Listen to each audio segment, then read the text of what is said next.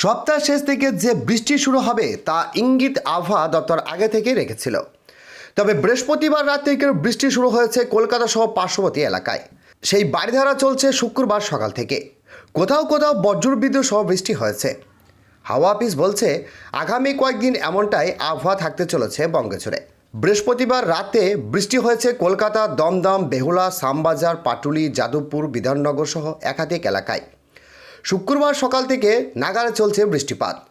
দক্ষিণ চব্বিশ পরগনা মতো উত্তর চব্বিশ পরগনাতে সারা রাত ধরে বৃষ্টি চলছে।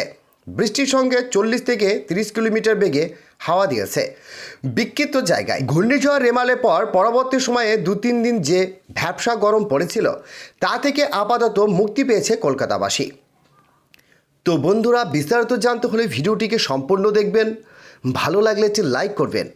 আর এই ধরনের লেটেস্ট ট্রেন্ডিং আপডেট ভিডিওগুলি সবার প্রথম পাওয়ার জন্য আমাদের চ্যানেলটিকে সাবস্ক্রাইব করে পাশের বেল আইকনটিকে প্রেস করে অল নোটিফিকেশনটিকে ক্লিক করে আমাদের সঙ্গে থাকবেন। তো চলুন এক নজরে দেখে নেওয়া যাক। আবহাওয়া দপ্তরের পূর্বাভাস অনুযায়ী আগামী 2-3 দিনের মধ্যে উত্তরবঙ্গে বর্ষা শুরু হয়ে যাওয়ায় অনুকূল পরিবেশ তৈরি হয়ে যাবে। এই অবস্থায় সেখানকার একাধিক জেলায় ভারী বৃষ্টিপাতের পূর্বাভাস দিয়েছে হাওয়া অফিস। জারি করা হয়েছে কমলা সতর্কতা। বৃহস্পতিবার কেরলে বর্ষা ঢুকে গেছে। আবহাওয়া দপ্তর এমনটাই জানিয়েছেন। এই মুহূর্তে তা উত্তর পূর্ব ভারতের দিকে এগোচ্ছে। এতএব অসম, মিজোরাম, মণিপুর সহ একাধিক রাজ্যে বৃষ্টি শুরু হয়ে যাবে। পশ্চিমবঙ্গ সহ সিকিমে আগামী 2-3 দিনের মধ্যে বর্ষা ঢুকে যাচ্ছে।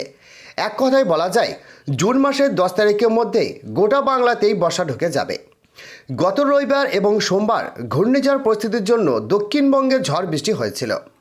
মঙ্গলবার থেকে আবার তীব্র গরমের অনুভব করছিল আমজনতা। তবে সপ্তাহের শেষের এই আবহাওয়া স্বস্তি দিচ্ছে সকলকে, এমনটি জানিয়েছেন বিশেষজ্ঞরা। তো বন্ধুরা, আজকে এই ছিল ফর লেটেস্ট আপডেট। ভিডিওটি ভালো লাগলে একটি লাইক করবেন এবং আমাদের সঙ্গে থাকবেন।